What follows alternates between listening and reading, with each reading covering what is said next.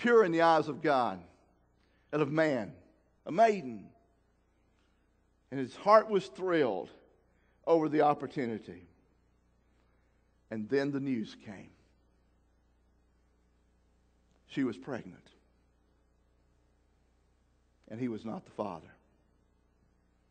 What a nightmare. All these things that he had done, all the hopes of his life. He had his life planned out, and here they were going to raise children, and they were going to be a part of the community, and they were going to do all of these things.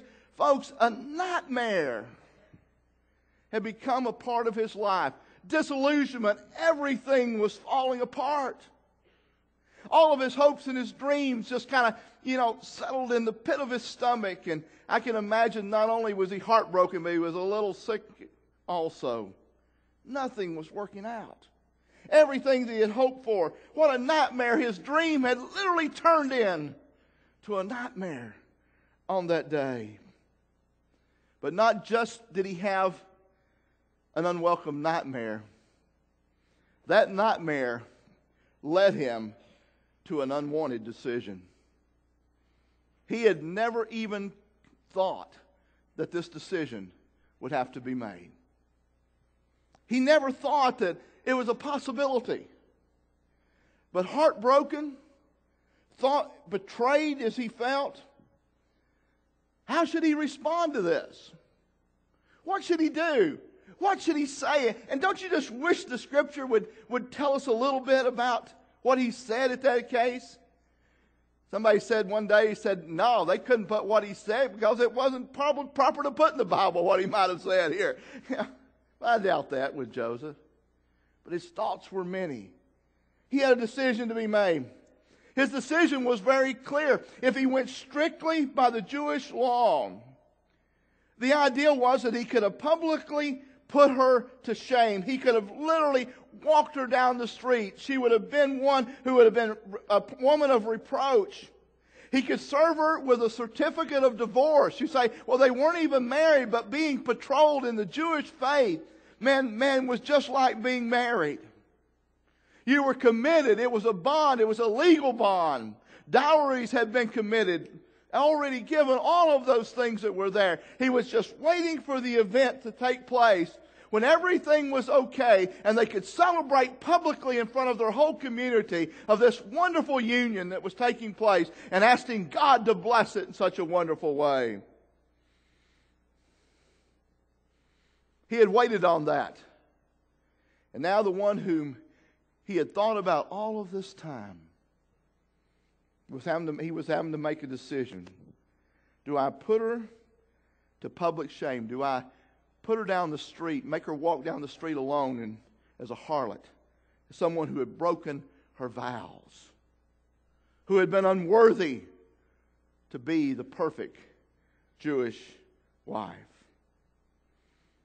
Could I just go to the elders and want a certificate of divorce, a writ of divorce, which would have said, I have no responsibility and I can move on with my life? That was a decision he could have made. He had a second option, folks. You say, well, it was either keep her or send her away. No. The second option, he literally could surrender her to the community for public stoning. He could have had her put to death. You say, wow, man, that's a pretty heavy thing, isn't it? But that was the law. It was a legal binding contract, and she had broken it, and she had been unfaithful. And he could have had her stoned to death. He was trying to make that decision.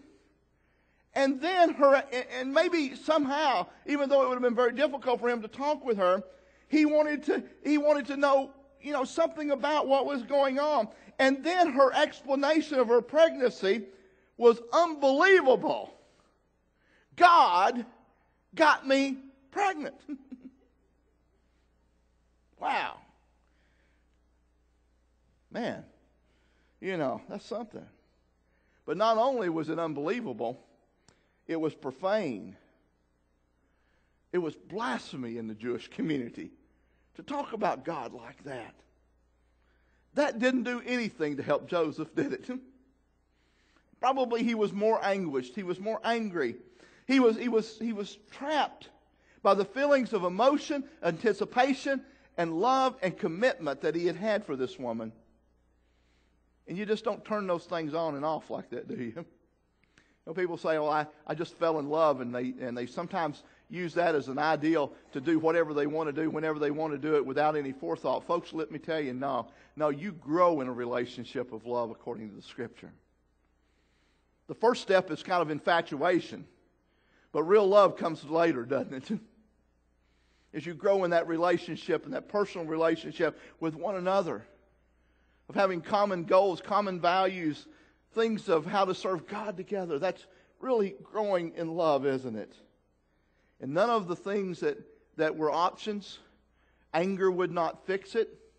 A public scourging and public humiliation of her wouldn't fix his pain. Having her stoned to death surely wouldn't fix his pain, would it? It wouldn't do that.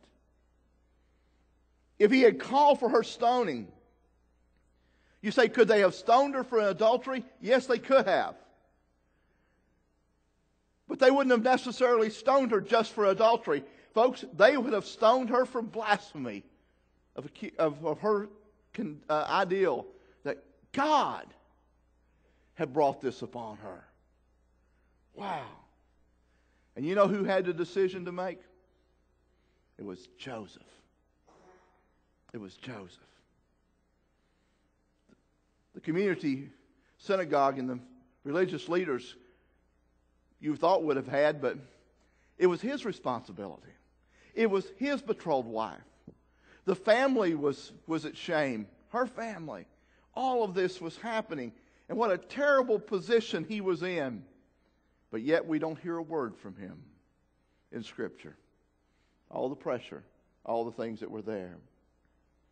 And finally, in the contemplation of his heart, before the angels ever spoke to him, folks, according to verse 19, Joseph's decision was righteous mercy. It was mercy. Notice what it says in verse 19. So her husband, Joseph, being a righteous man and not wanting to disgrace her publicly, decided to divorce her secretly. Wow. The angel hadn't spoken to him. He had come into this place. He loved her. He was committed, but yet the pressure was enormous. He couldn't believe her story. It was unbelievable as far as he was concerned. So Joseph chose the path of mercy, not to have her publicly beaten, not have her cast out, not to become a rejected of the community, not to have her stoned to death. But before any divine explanation, because you see in verse 20, it tells us, but after he had considered these things, it was then the angel of the Lord suddenly appeared to him. He came to this decision because of who he was. Every one of us are faced with decisions every day, aren't we? And you say, well, God, tell me what to do. Help me to understand what I should do here. But one of the things that I find in Joseph's life that was just exciting when I began to study this and think about this was that everything that Joseph knew about God, everything in his heart, everything he had been taught, everything that he had contemplated, he didn't base his decision on his emotions. He based his decision on mercy, folks. How many times do we say, well, boy, I'm not going to let them get by with that. Or I'm going to strike back at them, or I'm going to do something, and I'm going to get even with them. They're not going to do that to me. Joseph could have done that. He had every one of those options legally before him. And no one could have said he was unjust.